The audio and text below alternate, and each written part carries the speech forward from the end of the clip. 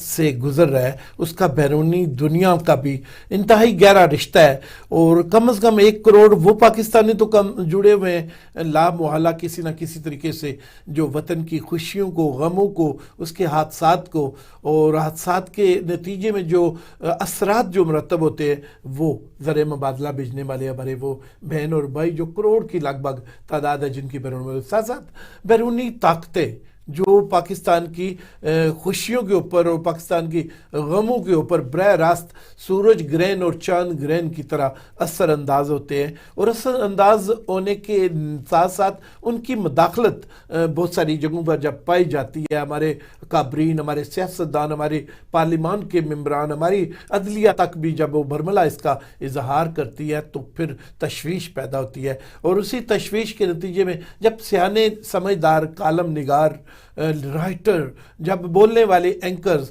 اپنے اپنے مقام پر اپنا فرض سمجھ کر ملک کی حفاظت کا، اس کی نیک نامی کا، اس کی اچھی ریپوٹیشن کے لیے ایک جذبے کے جہاد کے طور پر جب وہ سامنے آتے ہیں تو پھر وہ اپنا رول ادا کرتے ہیں۔ آج بھی اسی طرح کا ایک انتہائی اہم پروگرام، آج ہماری ہسٹری کا بہت بہترین پروگرام آپ دیکھنے جا رہے ہیں، جس سے آپ نے کبھی ایک بھی لمحہ مس نہیں کرنا ہے، ایک ایک منٹ اس کا انتہائی قیمتی ہوگا، اور اس ایک ایک منٹ میں بھولے جانے الفاظ ہمارے مہمان جناب جہانگیر اشرف صاحب کے ذریعے سے آپ کے لیے بڑی امید کا، معلومات کا ذریعہ بنیں گے۔ میں انہیں بھی کہتا ہوں السلام علیکم جناب۔ وعلیکم السلام، خوش آمدید جناب، بہت شکریہ۔ اور آگے بڑھتے ہیں۔ اسی طرح رکن اسمبلی سابقہ رہی ہیں محترمہ سائرہ بانو صاحبہ، اس وقت وہ مصروف ہے کراچی کے اندر ایک انتہائی اہم میٹنگ میں ہمارے ساتھ مسلسل رابطے میں ہیں، اور تھوڑی دیر بعد ان سے بھی ہمارا ویڈیو لنک کے ذریعے سے رابطہ ہو جاتا ہے تو ہم آپ کو بھی تھرو کریں گے۔ لیکن زندگی کی آخری ایک سپیچ جو جانے والی 16 ماہ کی قومی اسمبلی تھی، اس کے اندر انہوں نے اس دور کی آخری ایک سپیچ کی ہے۔ بڑی ان کی تقاریر آپ نے سوشل میڈیا پر بھی بہت سنی دیکھی، پبلک کا، عوام کا دکھ درد لے کر وہ آگے آتی تھی۔ وہ بات اپنی کر رہی ہوں یا 25 کروڑ عوام کی، یہ لوگوں کے زخموں کے اوپر، دردوں کے اوپر ایک مرہم کا کام سر انجام دے رہی ہوتی تھی۔ اسمبلی کے اندر ان کی ایک سپیچ تھی، 2-3 منٹ کی سپیچ ہے، ہم پہلے وہ سناتے ہیں پھر پروگرام کو آگے لے کے چلتے ہیں۔ ایک پروڈیوسر صاحب سے گزارش کروں گا کہ اگر ویڈیو ہمارے پاس موجود ہے تو مجھے بتائیں میں کیا کروں کہ مجھے یہاں پر یہ مجھے ڈرائے نا۔ 25 دن سے ڈرایا ہوا ان لوگوں نے، ہر کسی کو ڈرایا ہوا ہے۔ فون پہ بات کرتی، رکھو فون پہ بات نہیں کرو۔ ارے فون پہ بات نہ کروں تو کیا کروں میں؟ کیا کسی سے بات نہیں کر سکتی؟ تو میں یہاں پر کہنا چاہتی ہوں کہ بھائی محب وطن ہے، میری پارٹی کو تو ان سب لوگوں نے بولا نا کہ تم لوگ تو ان کی گود میں بیٹھے ہوئے ہو، تم لوگ تو پرو فیڈریشن ہو۔ ہم نے تو کچھ نہیں بولا، تو کم از کم خدا کے واسطے نہ ڈرائیں مجھے۔ میں اکیلی، میرے بچے ہیں، مت ڈرائیں مجھے۔ اگر میں بیٹھ کر ایسی کوئی ٹویٹ کر دیتی ہوں یا کوئی بات میں کر دیتی ہوں تو اس کا مطلب اصلاح ہوتا ہے، یہ نہیں میں نے بولا کہ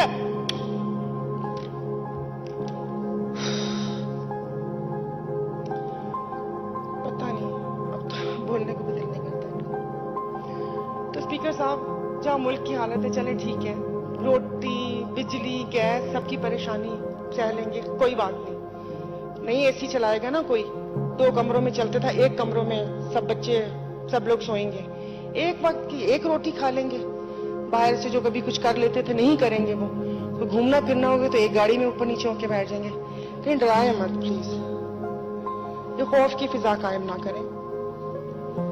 اس کو یہ کرنا، پی ٹی آئی کی بات آپ کریں تو پی ٹی آئی کو بھی دیکھیں، یہاں پر بیٹھے لوگ کہتے ہیں کہ وہ لائے گئے ہیں، تو لے آؤ نا ان کو جو لے کر آئے ہیں، کیوں چھوڑا ہوا ہے ان کو؟ No cross talk please, no cross talk please. آپ میرپور خاص کے حالات صحیح کریں، وہ سامنے دیکھیں، اسپیکر صاحب نظر آ رہے ہیں، تو اس سے کیا کہتے ہیں، تو سر پھر کٹہرے میں لے کر آ جائیں نا۔ ابھی ایک استحکام پاکستان پارٹی بن گئی، جن کے بارے میں اب کہہ رہے ہیں کہ ہم مل کے پاکستان کو استحکام و دوام بخشیں گے۔ میں نے تو یہی سنا تھا کہ انہوں نے کہا تھا وہ اے ٹی ایم ہے، میں نے تو یہی سنا تھا کہ اون چودھری ڈرگ ڈیلر ہے، میں نے تو یہ سنا تھا فواد چودھری لوٹا ہے۔ علیم خان بلڈر مافیا ہے, زمینیں وہ کرتے ہیں. کہ یہ سب کیسے استحکام بخشیں گے؟ مجھے بھی تو بتائیں نا, مجھے بھی تو بتائیں نا کیسے استحکام بخشیں گے. کہ وہ ابھی پتا چلا کسی پی سی بی کے چیئرمین پہ ہو رہا تھا, ان کی فیکٹری سیل کر دی. مجھے اس دن پتا چلا کہ ان کی شوگر مل ہے. سارا سینٹ تو بلڈر سے بھرا ہوا ہے. ٹوبیکو مافیا بھی ادھر ہے. آج یہاں بات کر رہے تھے ٹوبیکو کی, تو میں نے کہا شاید پتہ نہیں لڑائی ہو گئی ہے ان سے. بلڈرز, کانٹریکٹر سب موجود ہیں وہاں پر. تو پھر کل کو یہاں پر بھی آ جائیں گے. جو کرنا ہے کر لیں, کیونکہ جو بھی اگر آپ صحیح کریں گے یا غلط کریں گے اس کا حساب آپ لوگ خود آپ دیں گے. کوئی, کیونکہ وہ ایک ججمنٹ ڈے بھی آئے گا نا, اور وہاں پر تو کوئی خفیہ وہ چیز بھی نہیں وہ ہو سکتی, نہ کوئی سفارش کر سکتا ہے, نہ رشوت چلتی ہے وہاں پر. وہ آپ جانے اور آپ کا کام جانے. لیکن یہاں پر جس وقت جو زندہ ہے نا, ان کو تھوڑا سا زندہ رہنے دیتے ہیں. ماں باپ, جو بوڑھے ماں باپ ہیں نا, وہ بچوں کو اپنی بیماری بتاتے ہوئے شرمندہ ہوتے ہیں کہ وہ وہاں پر شرمندہ ہوتے ہیں. وہ ان کو نہیں وہ کر سکتے کہ اپنی بیماری کا بتائیں کہ وہ بچہ دوائی کہاں سے لے گا. ہم بچوں سے شرمندہ ہوتے ہیں کیونکہ ظاہر ہے جو ماں باپ ہے وہ سوچتا ہے اچھا کہ بچے کو کسی اچھے اسکول میں ڈال دیں. تو اس اچھے اسکول میں ظاہر ہے باقی لوگوں کے بچے بھی پڑھتے ہیں, پھر سوال کرتے ہیں, ماں باپ شرمندہ ہوتے ہیں. تو تھوڑا سا جینے کا حق دے دیں. کچھ بھی نہیں مانگتے, صرف 3 وقت کی روٹی اور یہ جو بیسک ضروریات ہیں وہ ہیں. ہم نے تو نہیں کہا کہ حکومتی خرچوں پر آپ. جی ناظرین اکرام, 3 وقت کی روٹی اور جو زندگی کی بنیادی ضروریات ہے بس وہ دے دیں, کچھ اور نہیں مانگتے. یہ الفاظ ایک رکن اسمبلی کے ہیں, ساحرہ بانو ان کا نام ہے, اور پاکستان کی قومی اسمبلی کے اندر یہ الفاظ ہیں. اور جینے کا حق دے دیں, انسانی حقوق کو بحال کر دیں اور زیادتی نہ کریں. اتنا مانگتے ہیں کہ 2 وقت انسان سانس لے سکے تسلی کے ساتھ اور رات کو چین کے ساتھ سو سکے. ناظرین اکرام, یہ صورتحال کچھ ملک کے اندر کی ہے, اور ہم آج کا پروگرام جو لے کے آئے ہیں آپ کے حوالے سے وہ ملک سے باہر کیا ہے.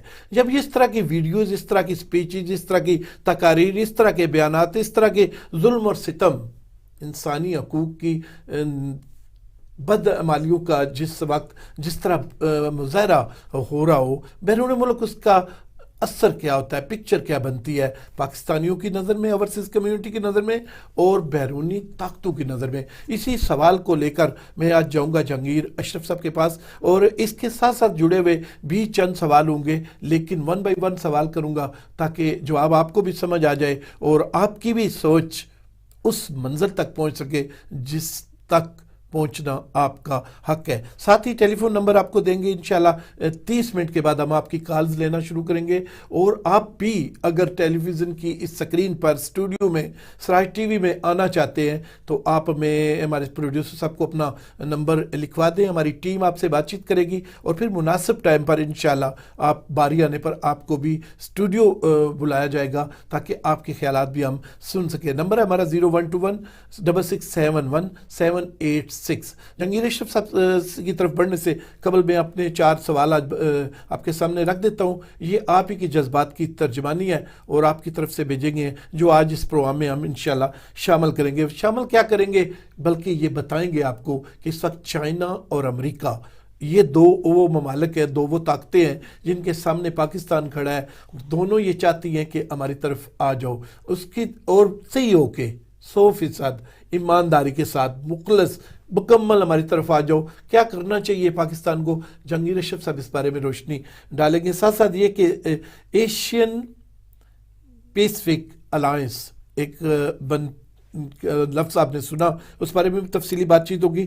کیا پاکستان کی خارجہ پالیسی میں توازن لایا جا سکتا ہے؟ بہت اہم بات ہوگی انشاءاللہ, اور بہت اہم اس کا جواب بھی ہوگا. پاکستان کی معاشی اور سیاسی پالیسیوں پر خارجہ پالیسی کے اثرات کیا ہوتے ہیں, یہ ہم بھی جانیں گے. سب سے پہلے جہانگیر اشرف صاحب کی طرف چلیں گے. انہوں نے ساحرہ بانو کی, جہانگیر صاحب آپ نے بات سنی, اس طرح کی پاکستان کی اسمبلی میں ہوتی بھی رہی ہیں. یہ کھری بات تھی, کھری باتیں ہوتی رہی ہیں. اس کے علاوہ لڑائیاں جھگڑے تو جو ہے وہ پاکستان کی اسمبلی کا ایک دستور بن چکا ہے, لیکن یہ ان باتوں میں سے جس کا تعلق براہ راست عوام سے ہے.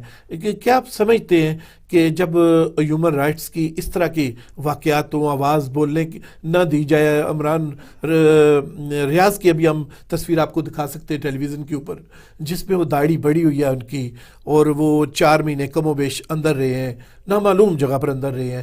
اسی طرح جب ان کی جب وزن کا ہم بات کرتے ہیں تو 20-22 کلو وزن کم ہو گیا ہے. زبان کی بات کرتے ہیں، لفظوں کی ادائیگی کی، قوت گویائی کی، تب وہ کوئی لکنت کا کہا جا رہا ہے، اور کہا جا رہا ہے کہ 3 سے 4 مہینے انہیں لگیں گے وہ مزید بولنے میں. بیرونی دنیا جو بے لاگ سے لوگ ہیں، جو بولنے والے آبزرور لوگ ہیں، جو مبصر جو لوگ ہیں، کیا سوچتے ہیں اس طرح کے حالات میں پاکستان کے بارے میں؟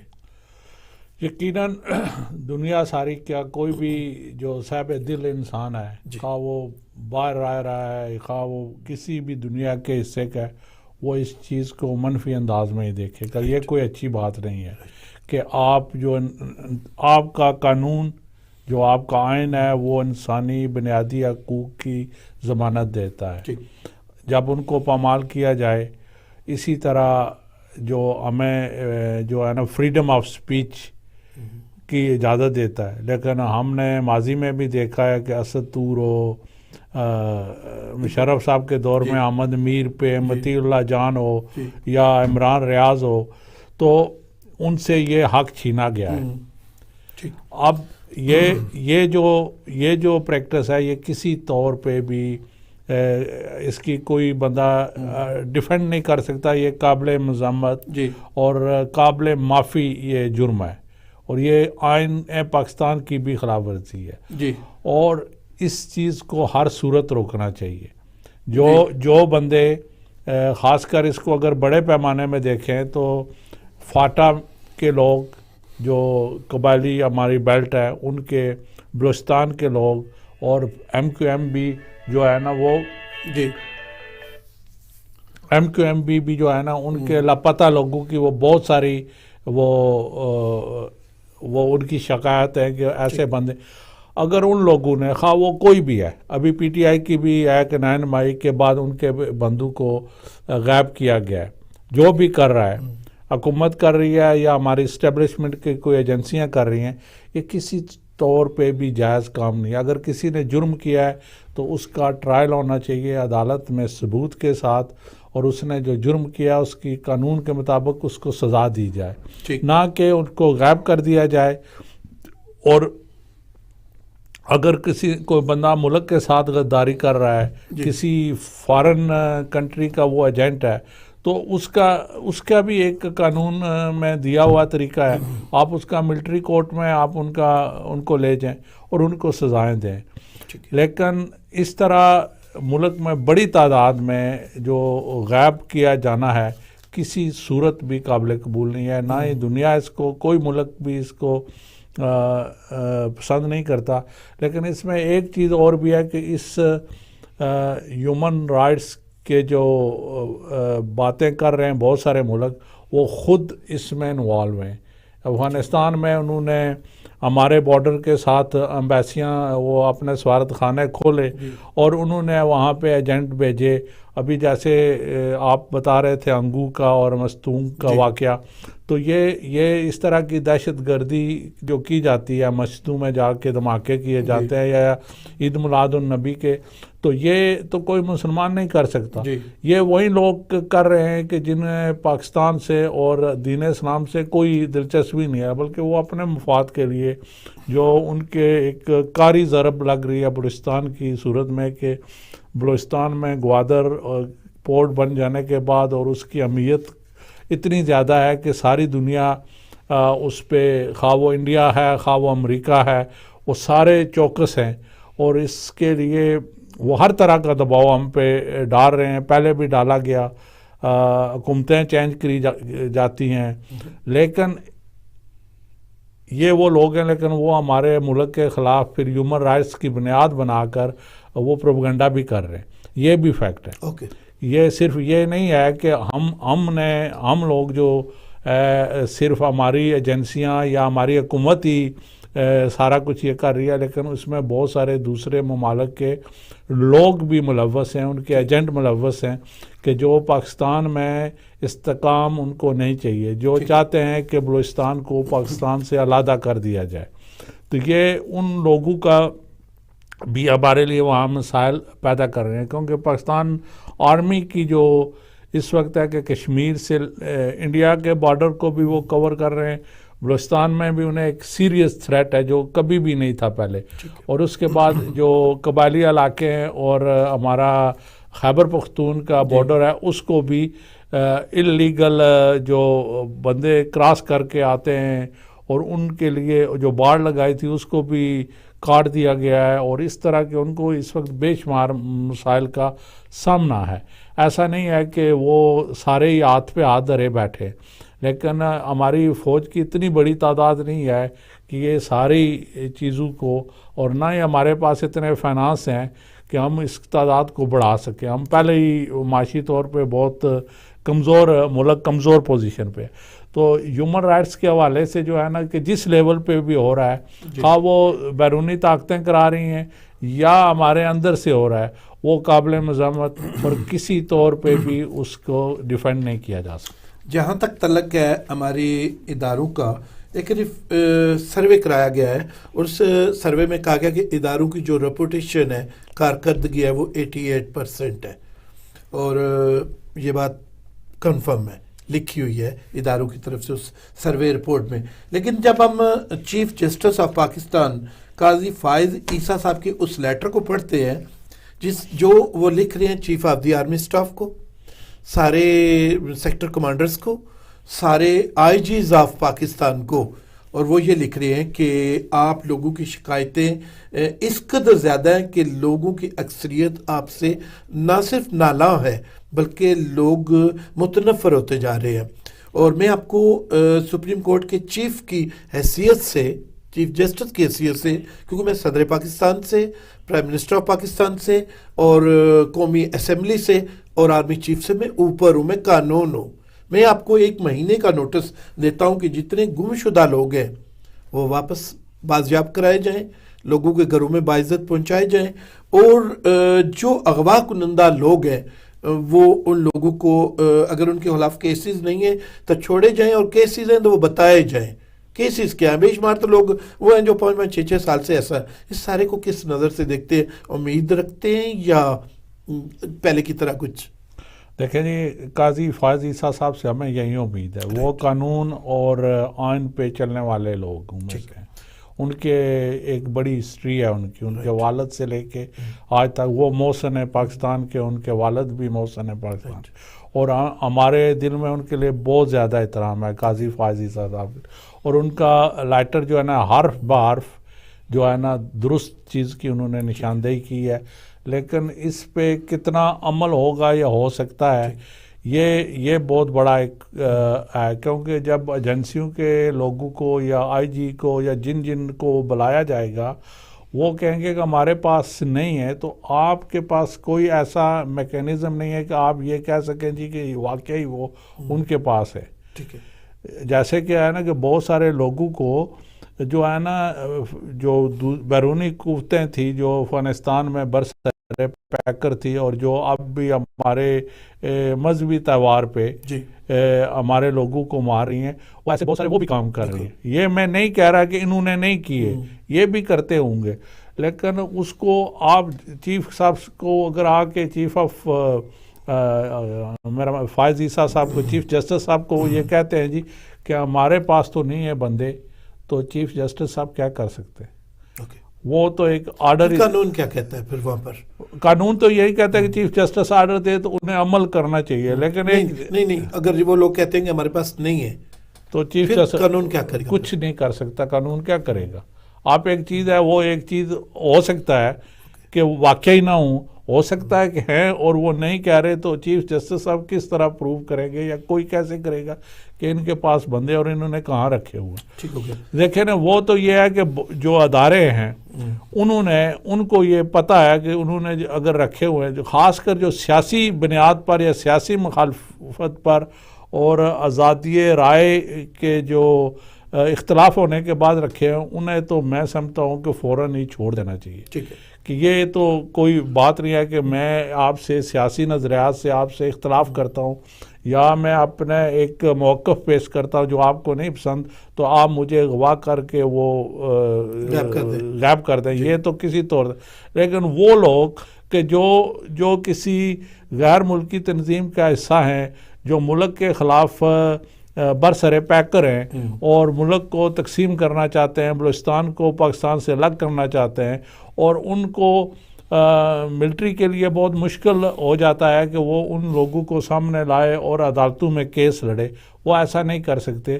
تو ان کو, لیکن جو ایک دوسری کیٹیگری ہے کہ جو سیاسی طور پہ اختلاف کرتے ہیں یا جن کا صحافی لوگ ہیں یا اینکر پرسن ہیں یا جس طرح آج کل سوشل میڈیا ایکٹیوسٹ ہیں, اس طرح کے لوگوں کو, یا کوئی بندہ اگر پرامن ہے اور وہ اپنے لیے آزادی کا حق مانتا ہے, آپ کا اسٹیٹ کی مرضی ہے وہ آزادی تو کہنے سے تو نہیں آزادی, لیکن وہ اگر مسلح جدوجہد میں ملوث ہے تو پھر تو ہم ایجنسیوں کو حق ہے کہ اس کے ساتھ جو چاہے وہ اس کو رکھے.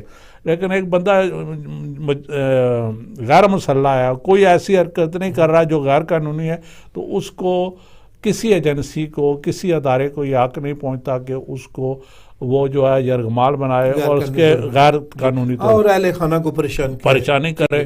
تو ایک آدمی کی زندگی اس کے کتنے رشتوں سے جڑی ہوئی ہوتی ہے. بالکل ہے. اور دیکھو جن کے بچے گئے ان کی ماؤں بہنوں کی کیا حالت ہے, اور جن کے خامند گئے ان کے بچے اور بیوی کی کیا حالت ہے. اور پاکستان میں جس طرح عدم استحکام کی, عدم یقین کی جو کیفیت بن چکی ہے کہ بندہ جو ایک بار چلا گیا وہ یا تو زندہ واپس نہیں آئے گا, جو اس طرح کے حالات میں جا رہا ہے, اور اگر واپس بھی آئے گا تو پھر ہڈیوں کا ڈھیر بن کے اگر آئے گا, داڑھی بڑی ہوئی ہوگی, یاداشت ختم ہو چکی ہوگی, تو یہ تو کوئی نہ جینا. اور یہی تو سارا بانو کہہ رہی ہے کہ جینے کا کم از کم اتنا تو کرو, حق دو. بالکل جی, یہ کرنا پڑے گا, ورنہ جو ہے نا آپ کسی طور پہ آگے نہیں جا سکتے. کسی لحاظ سے آپ کو جو ہے نا یہ جو بنیادی انسانی حقوق ہے ان کا ہر صورت تحفظ کرنا. بالکل ٹھیک ہے, بنیادی انسانی حقوق کا ہر صورت میں تحفظ کیا جائے. آپ نے ذکر کیا جو مذہبی جلوس تھا عید میلاد کا گزشتہ روز, اس میں حادثے کے بارے میں اس کی تفصیلات کچھ اس طرح سے تھی کہ بلوچستان کے ڈسٹرکٹ مستونگ میں ایک واقعہ ہوا ہے جلوس کے اوپر, میلاد کا کل کی یہ بات ہے, اور ہنگو کی مسجد, مدینہ مسجد میں یہ واقعہ بھی سیم ہی اسی طرح کا ہوا ہے. وہاں بم بلاسٹ ہوا ہے, خود کش جیکٹ تھی یا بم تھا یہ اس کا بھی تعین کیا جا رہا ہے, کیونکہ وہاں پر ڈیر بہت لگا ہوا ہے, وہاں پر انسانی اعضاء کا بھی اور جو گاڑیاں تھیں موٹر بائکس وغیرہ ان کا بھی. تو یہ ٹریس آؤٹ کرنے کی ادارے کوشش کر رہے ہیں. اور سرفراز بگٹی صاحب ہے وزیر داخلہ, جو یہ کہہ رہے ہیں کہ 3 دن کا نہ صرف سوگ منا رہے ہیں ہم, بلکہ دہشت گردوں کا ڈٹ کر مقابلہ کریں گے. دہشت گردی کی یہ واردات کیوں ہوئی ہے اس تناظر میں, جب ملک میں الیکشن بھی ہونے والے ہیں, ہونے والے سے مراد یہ کہ بالآخر ایک ڈیٹ دی گئی ہے, مہینہ ٹائپ کا دیا گیا ہے, ایگزیکٹ تاریخ تو نہیں ہے, اور اسی تناظر میں موجودہ نگران وزیر اعظم کے خلاف بھی سپریم کورٹ یا ہائی کورٹ میں ایک ریٹ جا رہی ہے, اپلیکیشن جا رہی ہے کہ یہ پچھلی حکومتوں میں بھی شامل رہے ہیں, ان کی کیبنٹ کے ممبر بھی شامل رہے ہیں, تو یہ فیئر نہیں ہے, غیر جانبدار نہیں ہے. آنے والے الیکشن میں اس طرح انداز ہو سکتے ہیں, انہیں ہٹایا جائے. ادھر انہیں ہٹایا جانے کی درخواست دی جا رہی ہے, ادھر وہ دہشت گردی کے 2 واقعات ہو گئے ہیں. اس سارے کی کڑیاں ملتی دیکھتے ہیں یا کچھ اور ہے کچھ؟ دیکھیں جی کہ یہ تو اس میں تو کوئی شک نہیں ہے کہ جو سی پیک تھا یا گوادر پورٹ ہے اس کے دشمن سرے عام ہے. امریکی بلاک اور انڈیا کی مخالفت کسی سے ڈکی چھپی نہیں ہے. ایران بھی اس سے خوش نہیں ہے, کیونکہ وہ تو چاہتا ہے کہ ان کے اپنی بندرگاہ جو ہے بندر عباس وہ زیادہ افیکٹو ہو. تو وہ ان کی جو مخالفت ہے وہ تو ہمیں روز اول سے ہمیں پتہ ہے. اور وہیں لوگ ہیں کہ جو اس بلوچستان تحریک کو بھی ہوا دے رہے ہیں. یہ نہیں ہے کہ لوکل لوگ نہیں ہے عمل ہے. تو انڈیا خاص کر جب امریکہ وہاں تھا تو اس نے اس پہ بہت زیادہ انویسٹمنٹ کی ہے. تو وہ ان کے خلاف پہلے بھی پاکستان آرمی لڑی ہے اور ان دہشت گردوں کا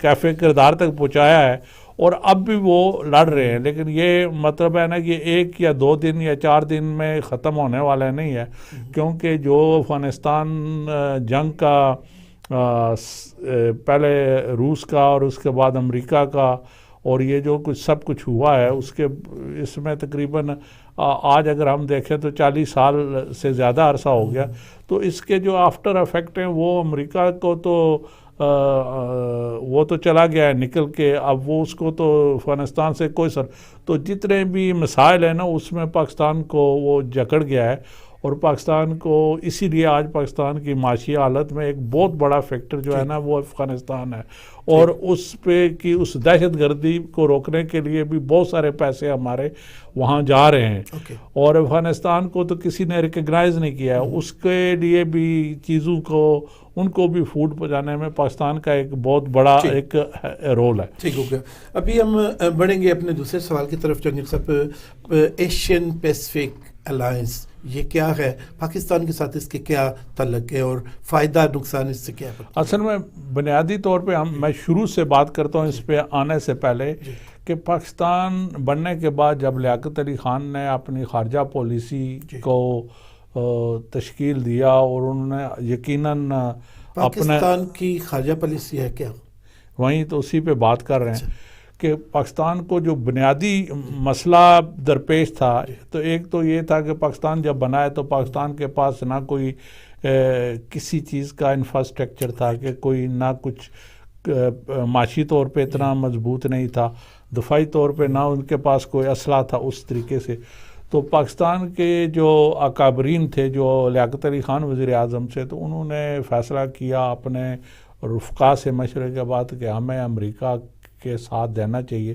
اس وقت 2 ہی طاقتیں تھیں، روس اور امریکہ، اور نہرو چونکہ سیکولر اور سوشلزم کا پرچار کرتا تھا تو اس کے رشیا سے بڑے اچھے تعلق تھے، تو پاکستان نے امریکن بلاک کو جوائن کیا۔ یہ جو ہماری خارجہ پالیسی تھی، اور اس کے 2 بنیادی مقصد تھے کہ ہمیں معاشی طور پہ کچھ استحکام حاصل ہو، ہمارے انڈیا کے ساتھ کچھ مسائل تھے وہ حل کس طرح کیے جائیں، اور تیسری یہ چیز تھی کہ جو ہماری فوج کو اسلحہ چاہیے وہ کون دے سکتا ہے، کہ ہمارے پاس تو نہ اس وقت اسلحہ بنانے کی صلاحیت تھی نہ کچھ تھا۔ تو اس پہ لیاقت علی خان نے ہی یہ بنیاد رکھی، لیکن اس کو آگے چل کے جب ایوب خان آیا تو اس نے سیٹو اور سینٹو 2 معاہدے ہوئے جو امریکہ کے ساتھ ہے، جسے بغداد پیکٹ بھی کہتے ہیں نا، تو اس میں پاکستان نے شامل ہوا۔ اس معاہدے کا پاکستان کو کچھ فائدہ ہوا ہے، لیکن ایک بہت بڑا نقصان بھی ہوا ہے جہاں ہمارے ساتھ وعدہ خلافی یا اس معاہدے کا پاس نہیں کیا گیا۔ اس معاہدے میں یہ تھا کہ اگر امریکہ یا اس معاہدے میں شامل کسی بھی ملک کے خلاف اگر جارحیت ہوتی ہے تو یہ سارے مل کر اس کا دفاع کریں گے۔ انڈیا چونکہ اس معاہدے کا حصہ نہیں تھا، وہ غیر جانب تاریخ اس نے بنائی، نہ اس نے کہا میں رشین بلاک جوائن کرتا ہوں، اور نہ حالانکہ عملی طور پہ وہ رشیا سے اسلحہ لے رہا تھا تجارت، لیکن اس نے ایک غیر جانبدار پوزیشن لی، اور سوارتی سطح پر یونائٹڈ نیشن میں تو سینٹو اور سیٹو کا نیٹو تو یہ یورپ کے ساتھ ہے نا، سینٹو اور سیٹو اس معاہدے میں شامل ہونے سے پاکستان کے کچھ مسائل حل ہوئے۔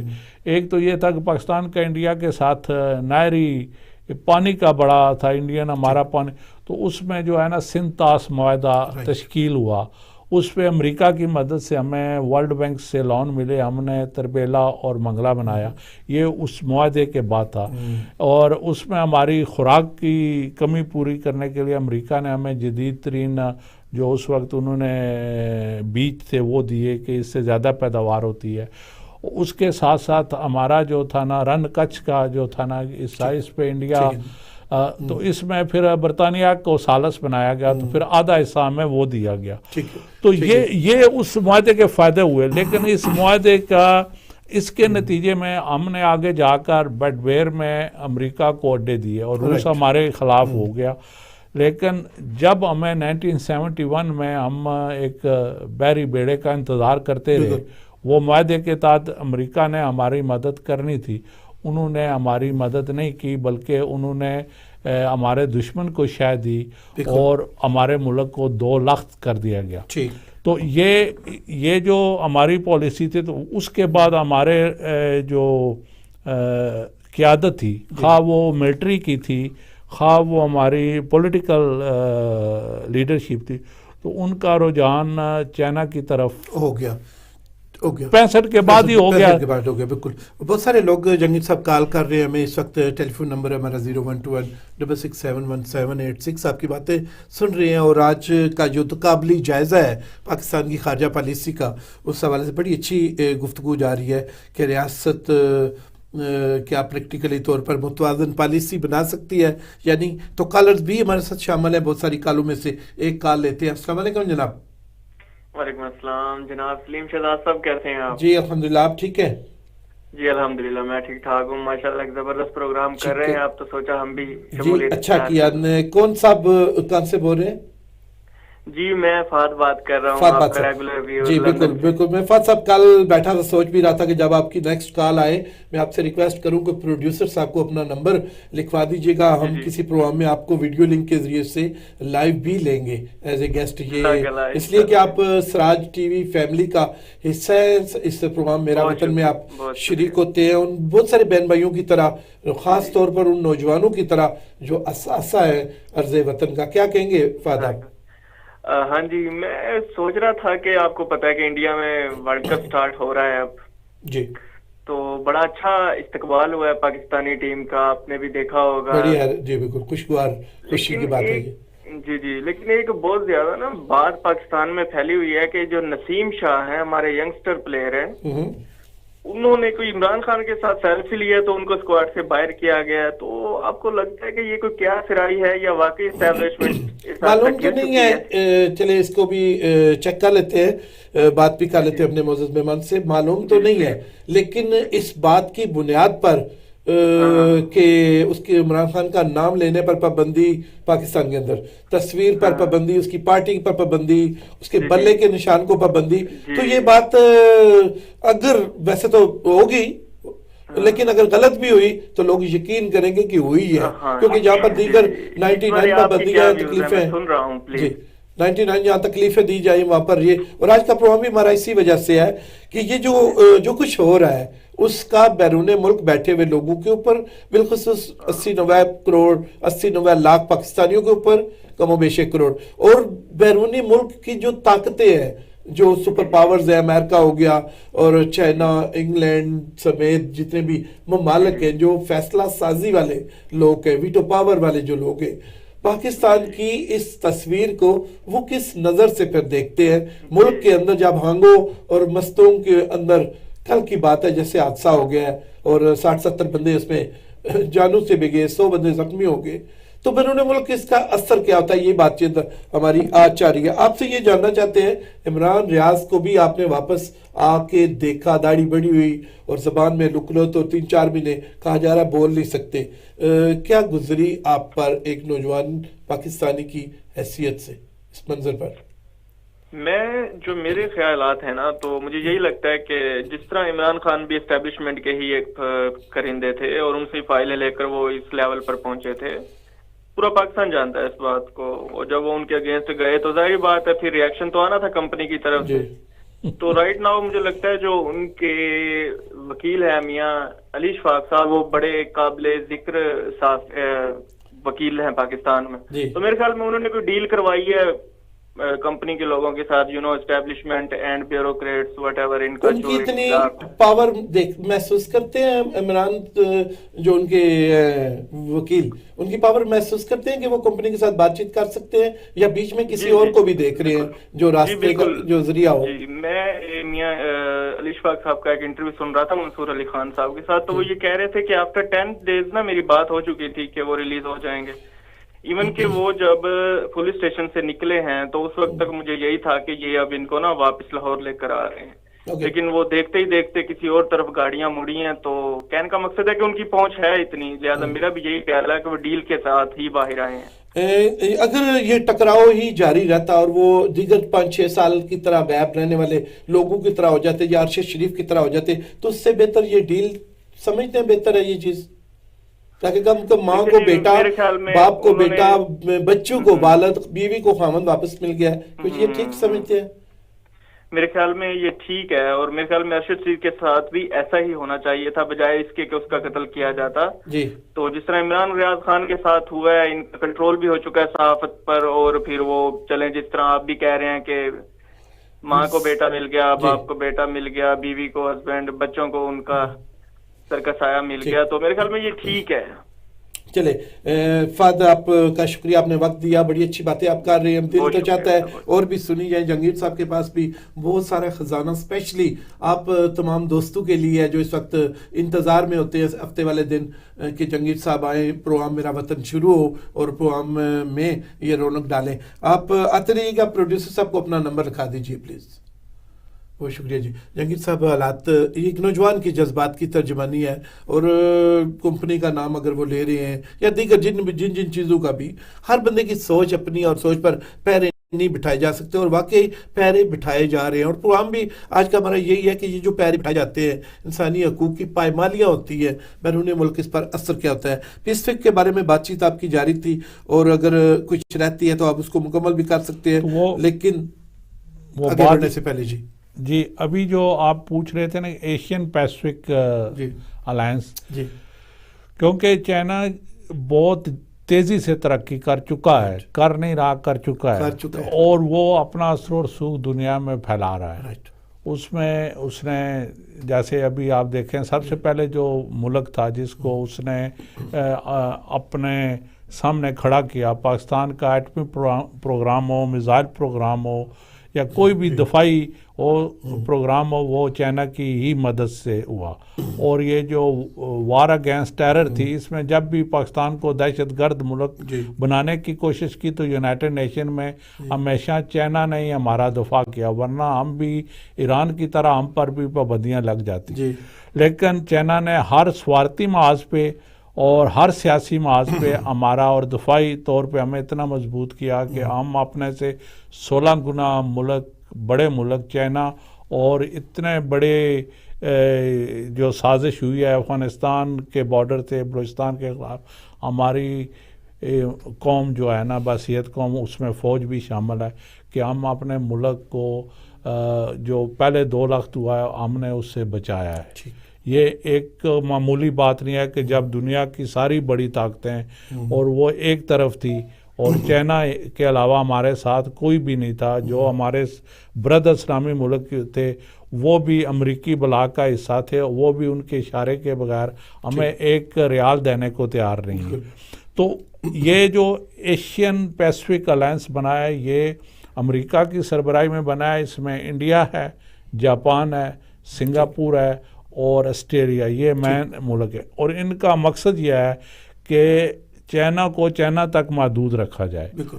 جبکہ چائنا جو ہے نا، وہ ابھی ایران کے ساتھ 200 بلین کی اس کی ڈیل ہوئی ہے، وہ ایران کا انفراسٹرکچر بنا رہا ہے، جس کو امریکی پابندیوں نے بالکل تباہ کر دیا ہے، اور پاکستان کو معاشی طور پہ مضبوط کرنے کے لیے، اور یہ جو ہمارے مسائل ہیں اس سے نکلنے کے لیے اس نے سی پیک دیا ہے، اور یہ سی پیک کا ہی تھا کہ جس کو امریکہ جو ہے نا، کیونکہ امریکہ کے جو پاکستان کی فارن پالیسی پہ اتنا زیادہ اثر و رسوخ رہا ہے کہ آپ ایک طرف دیکھیں گے، آپ ایک طرف طالبان کی سپورٹ کرتے ہیں، پھر ایک ٹائم ایسا آتا ہے کہ مشرف انہی طالبان کے سفیر کو پکڑ کے وہ ان کے حوالے کرتا ہے۔